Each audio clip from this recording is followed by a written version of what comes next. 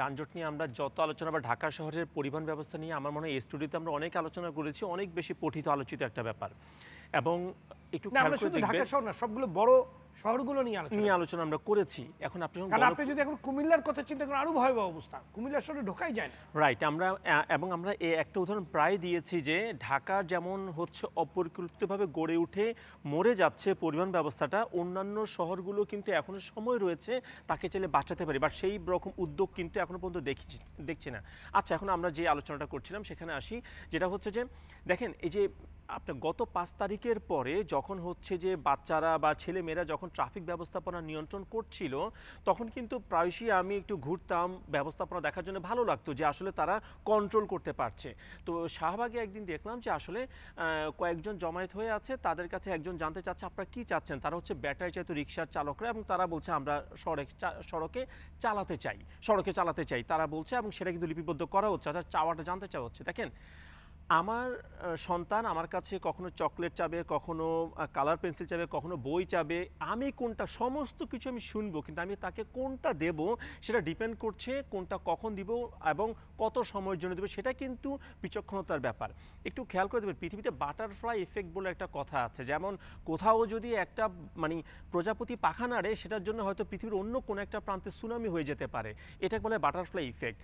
এখন কি হচ্ছে দেখেন, এই যে আপনি কিছুদিন ধরে আমার কাছে মনে হয়েছে ব্যক্তিগতভাবে, আমি যখন চলাফেরা করি, আজকেও আমি চলাফেরা করেছি, আমার 1 ঘন্টার জার্নি প্রায় 2.5 ঘন্টার মতো লেগেছে। এবং যানজটটা কিন্তু, এই যে আলোচনাটা আমরা করছি, এটা কিন্তু ক্রমশই আপনার আগেও ছিল, উন্নতির দিকে নাই, আমরা অবনতির দিকে যাচ্ছি। তাহলে এই ব্যাপারটার ভিতরে নতুন একটা অনুষঙ্গ আমার কাছে মনে হয়েছে।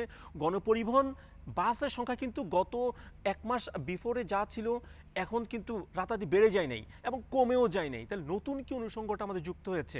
আমি বলবো এখানে যে ব্যাটারি চালিত যে অটোরিকশাগুলো আমাদের যুক্ত হয়েছে, বড় একটা ফ্লিট, এবং এটার ফলে সমস্যাগুলো কি হচ্ছে, এই যে আজকে আমার গণপরিবহন ব্যবস্থার ভেঙে যাওয়ার একটা বড় কারণ কিন্তু এই জায়গাটাতে আছে। আপনি যখন এতগুলো গাড়ি আসলো, যানজট, আমি যখন আমার গাড়ির সামনে, বাসের সামনে একটা রিক্সাকে দেখব, তখন কিন্তু আমি স্পিড নিতে পারবো না। 1 2 হচ্ছে এটা যানজট তৈরি করে, সেফটির একটা ব্যাপার রয়েছে, এবং অবশ্যই এই অটোরিকশাগুলো কিন্তু আমার প্রচুর পরিমাণে বিদ্যুৎ আমার অপচয় করছে। আজকে দেখেন লোডশেডিং হচ্ছে কিন্তু অনেক জায়গাতে। কেন? কারণ যেখানে স্টেশনে, পাওয়ার স্টেশনগুলো, এগুলো সবই প্রায় অবৈধভাবে কিন্তু চার্জ দিচ্ছে, এবং এইটা কিন্তু কোনো বৈধভাবে কিন্তু কারেন্টের লাইনটা নেওয়া না, ফলে এই অপচয়টা কিন্তু চলে আসছে আপনার আমার সবার উপরে কিন্তু চলে আসছে।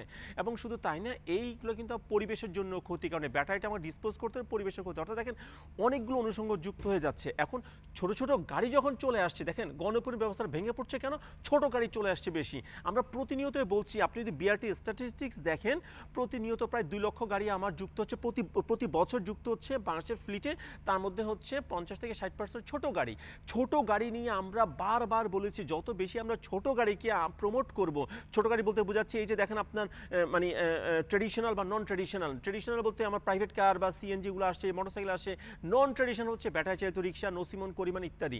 দেখেন নসিমন করিমনের মতো যে ভুলটা একটা সময় সরকার করেছে, এই ভুলটা এখন কিন্তু আবার হতে যাচ্ছে। আমার কিন্তু এই শহরের রাস্তায় ব্যাটারি চালিত রিক্সা যেগুলো আমরা দেখছি, বা রিক্সা, দুটো রিক্সায় কিন্তু দুই ধরনের রিক্সায় কিন্তু আমার জন্য ক্ষতিকর।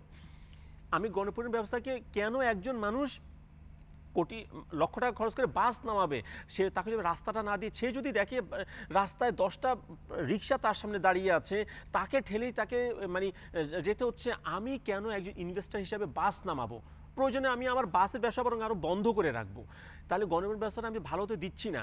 এবং এই যে সব দায়িত্ব দিন শেষে কিন্তু আবার আমরা দিয়ে দিচ্ছি পুলিশকে। যেমন আগামী সোমবার থেকে নাকি করবে, কি জানি বলে, ব্যাটারি রিক্সাকে বন্ধ করার একটা নির্দেশনা দেওয়া হয়েছে। আমার প্রশ্ন হচ্ছে, এই নির্দেশনা তো টেবিল চেয়ারে বসে কিন্তু আপনি দিয়ে দিলেন, কিন্তু আপনি কোনটা স্ট্র্যাটেজি দিয়েছেন? স্ট্র্যাটেজি দিয়েছেন যে কিভাবে মুখোমুখি করে দিচ্ছি কিন্তু আবার পুলিশকে, যে যান আপনি এবার ব্যাটারি রিক্সা, অটো রিক্সার সাথে মারামারি করেন, ধাক্কাধাক্কি করেন, তাকে আটকান। পুলিশ হয়তো 2-1জনকে আটকাবে, আবার অন্য একটা গ্রুপ এটাকে ভিডিও করে মর্মান্তিক হয়েছে মনে করে আরেকজন দেখা যাবে পরের দিন তাকে রিক্সা কিনে দিচ্ছে। এই বিষয়গুলো তো চলছে। স্ট্র্যাটেজি দিতে হবে। আমি কি রাস্তায় নামার পর ব্যাটারি চালিত রিক্সা ধরবো, নাকি চার্জিং স্টেশনে গিয়ে আমি তাদেরকে নিরুৎসাহিত করবো, তাদেরকে আমি আইনের আওতায় আনবো? যদি চার্জ দিতে না পারি, পরের দিন রিক্সা নামবে না। বর্ষি দিয়ে যে চার্জ সারা রাত দেওয়া হয়, এটা কিন্তু এখান থেকেও কেউ না কেউ, আজকে রাতে যদি ব্যাটারি চালিত রিক্সাগুলো চার্জ দিতে না পারে, কালকে সে কিভাবে নামবে? যেটা তাদের স্ট্রেংথ সেটাই কিন্তু তাদের সবচেয়ে উইক পয়েন্ট, সেই জায়গাতে কিন্তু আমাদের যেতে হবে। আমি কিন্তু সোমবার থেকে পুলিশকে নামিয়ে দিব, ধরে ফেলেন, মূল জায়গায় তো হাত দিতে হবে, আবার সেটার সাথে জড়িত আছে দেখুন অনেক প্রভাবশালী বা ওই যে হাত বদল হয়েছে যেটা আমরা আলোচনা করছি তারা, তো তাদের এখন পুলিশের ড্রেস আছে বলে সবাই আমরা তাকেই ধরছি, কিন্তু তাকে আমি কোনো স্ট্র্যাটেজি দিয়েছি কিনা। এই যে কাঞ্চন ভাই বলেছেন যে আমাদের তো যোগাযোগ উপদেষ্টা আছে, তিনি হয়তো বলেছেন যে নিয়ন্ত্রণ করো ব্যাটারি রিক্সাকে, বাট তিনি কি কোনো স্ট্র্যাটেজি দিয়েছেন যে কিভাবে করবে? আদারওয়াইজ তো এটা ওই যে গত মে মাসও কিন্তু এরকম একটা উদ্যোগ নেওয়া হয়েছিল, আলটিমেটলি কিন্তু ওই যে আন্দোলন করে আবার ভেস্তে গেল। কিন্তু এই ব্যাপারগুলো ভুলগুলো আমরা বারবার আমার মনে করে যাচ্ছি। জি, এমনি তো আপনাদের আমাদের যে র্যাপিড ট্রানজিটের যে ব্যাপারটা ছিল, যে বাস রুট রেশনালাইজেশন, যেটা দেখেন এটাও কিন্তু আমরা মানে হয়ে গেল, কিন্তু কোনো এক কারণে কারো কোনো আপনার এখানে কিছু একটা আছে, কারণটা বলতে আমি বুঝে বলি, আমি কেন একটি বড় চাঁদাবাজ গ্রুপ কিন্তু এটা কেন আনবো? যদি আমি দেখি আমাকে চলার রাস্তা আপনি দিচ্ছেন না, আমি কেন আমার ভালো বাস, আমি ভাঙাচোরা বাসই দিব আপনাকে?